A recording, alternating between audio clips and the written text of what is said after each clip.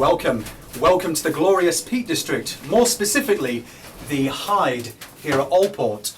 And I'm out today with Rich, and the plan for tonight is we set off from Bamford earlier on. We've walked up past Crook Hill, over Rowley pasture, and we're now at Alport. The plan is to head up towards Bleaklow, possibly Bleaklow Stones, maybe Grinner Stones. The plan's evolving as we go. But we're going to go for an overnighter up there, and we've got our fingers crossed that if the wind dies down a little bit, it'd be good. But we've got our fingers crossed that the sky is going to clear, because tonight is when the Perseids Meteor Shower peaks. So fingers crossed we should get nice views of the night sky, and I can set the camera up and possibly get some time lapses. But yeah, so it's break time now, and we're sheltering from the wind a little bit. We'll have a quick look out at the bird hide and then carry on afterwards.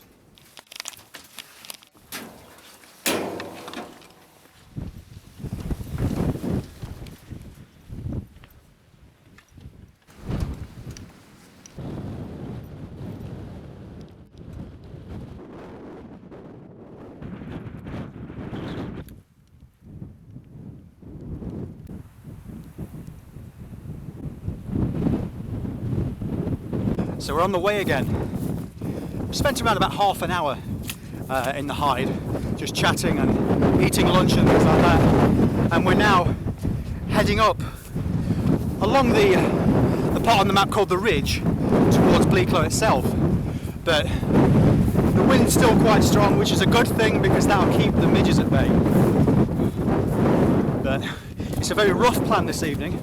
We're meeting two other people up on Bleaklow Stones, and then I dare say we'll decide where we're going to camp from there.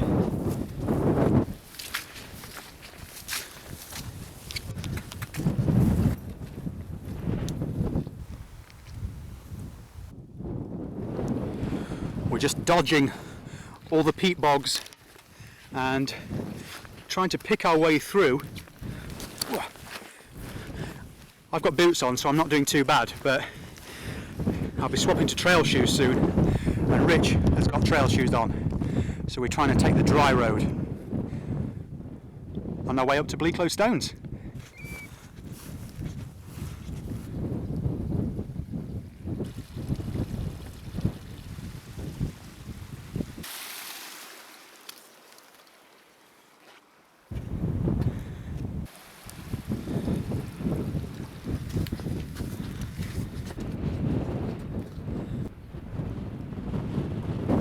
Welcome back. So we've made it up onto Bleaklow Stones now, and the sky is clearing, so fingers crossed. And as we got here, we weren't sure whether we were going to head to Grinner Stones or stay here, but the two Dans are here, so we're going to stay here. And it's looking good. There's a nice little flat spot here. Hopefully you can hear me because it is quite breezy. The top of Bleaklow Stones really is there, I suppose. Grinner's back down there. But we'll see. We'll get pitched up. So I've got the Lux Hex Peak once again, and the Alpkit poles are looking a little bit worse for wear, actually, quite scratched. That was the beach camp that we did a couple of weeks ago. All the sand got inside them and scratched them to pieces. Sorry, Graham. I bought these from Graham, Black 73 Cat. And there we have it. I've still not quite mastered it yet, but we're getting there. It is quite uneven ground, as you can imagine. So that's it, everything inside. I've just got the cheapo Van Gogh summer bag with me again today. As always, the Thermarest Ultralight Venture WV. A few bits of kit, but I'm travelling relatively light today. Although I do have two DSLRs and the tripod. Just out there.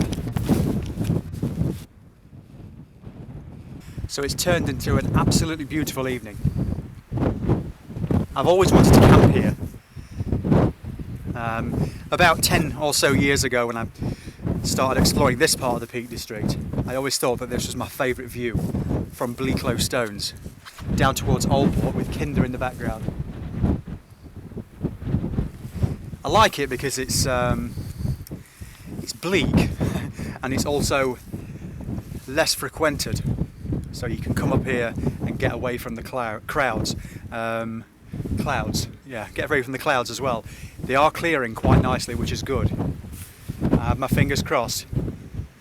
But it's beautiful. It's turned into a beautiful evening.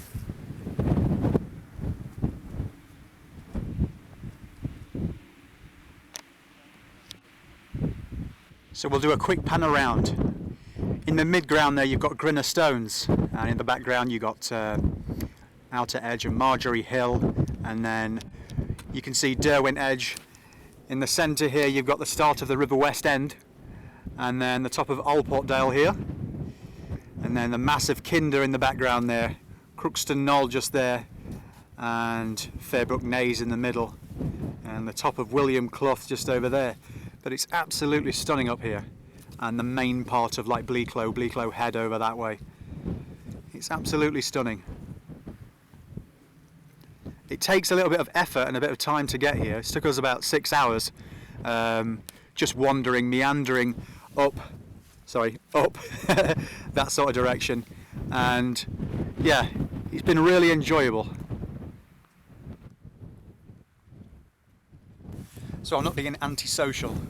I've come here because there's a nice rock that's sheltering me from the wind a little bit. It's quite windy over near camp, so I thought I'd come over here and try and shelter you from the wind just for a little while. But it was a beautiful walk up today. It ran about 10 miles.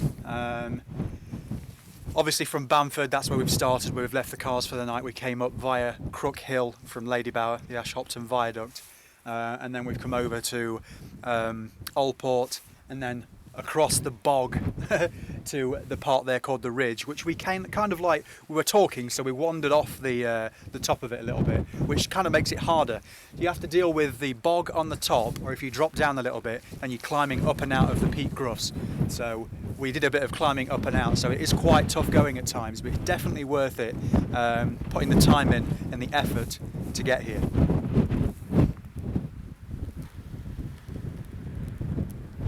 Some really interesting shaped gritstone up here. We've got 360-degree panorama from here. Hopefully it's not too windy at the moment. Fingers crossed the sun will set just nicely over there, over the massive Bleaklow.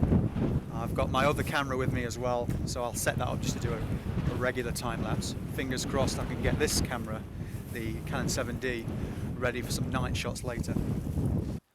So it's that time of year again where the heather is a really vivid purple. There goes Audrey. On the way here I came over Beeley Moor, and it was an absolute sea of purple. It looks spectacular. So on the northern side of Bleaklow Stones, we've got the main mass of Bleaklow is this way, Torside Clough etc. is that way, and we've got Crowden and then Black Hill, and there's the Home Moss communication tower just there, and then if we're panning around this way there's the Woodhead Pass just there in the valley, and right in the distance and over in the distant valley will be Home Firth, and then around that way you've got like Langsett and Stocksbridge.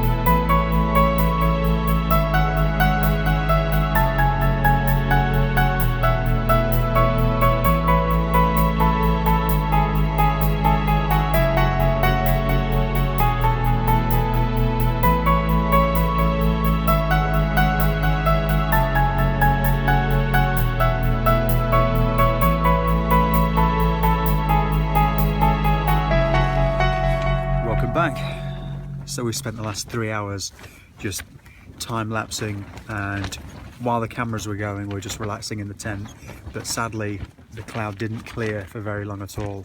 So we did see some shooting stars, the Perseids Meteor Shower, but I don't think I've caught any on camera, sadly. So next time, fingers crossed, clear skies. Okay, so I'll see you all in the morning.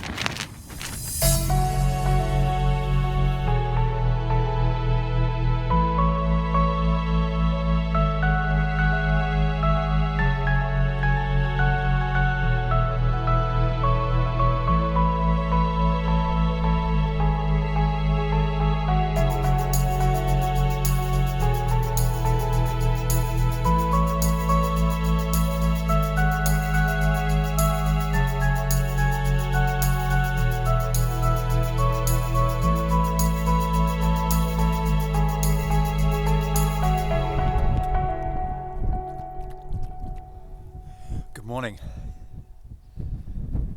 It's now about 6 AM and the cloud has cleared and the sun has risen. So I slept fairly well last night. I was rolling over from side to side for about, well, all night in fact. So I slept from around about midnight until 5 o'clock. So coffee will be needed this morning, but it was worth it for the sunrise when the cloud finally moved away. There's some beautiful light down in the valley there now. A lot of cloud off towards Kinder, but it's clearing slowly.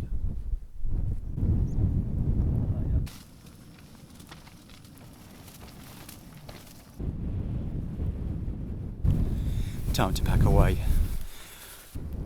That's everything packed away. No trace left whatsoever.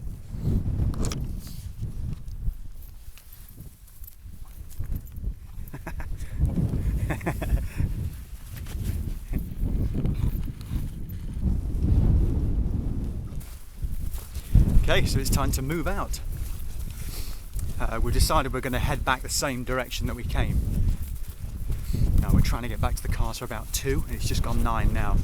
So we're a little bit later than planned leaving, but we've had a nice relaxing start. Nice to meet you both. And you. See you again soon. Thank you, mate. Cheers. Nice to meet you as well, Audrey. See you for winter. Yes. Yeah. We're going to head this way now, off the ridge towards Alport.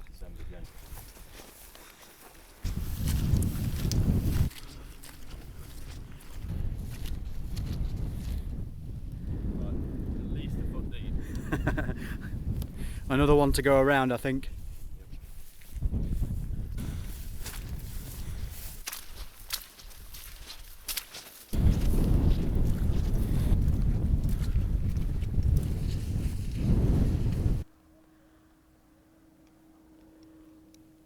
Nice to meet you. See ya.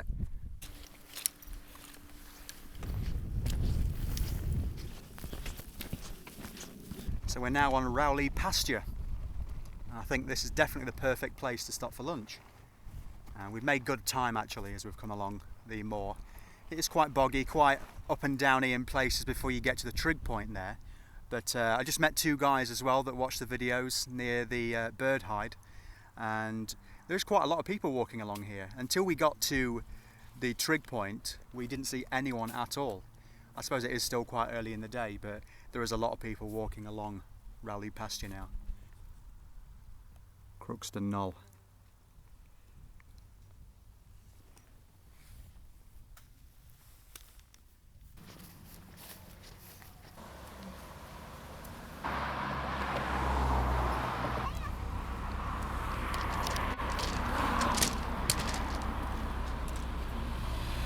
Couldn't resist it.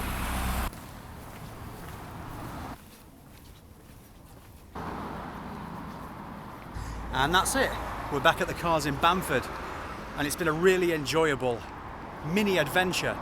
I think it was around about 11 miles there, obviously 11 miles back as well. We came the same route. We tried to stay on the top of the ridge and on the top of Alport Moor, so we didn't drop off the edge and have to deal with like the peat groughs. So it was more efficient on the way back, and we definitely made good time. It's now about 2 o'clock, and that's the time that we want to be back for. So as always, thanks for watching. It was great to get out with Rich again. and hopefully more adventures to come. So as always, thank you for watching, and I'll see you again very soon. Bye for now.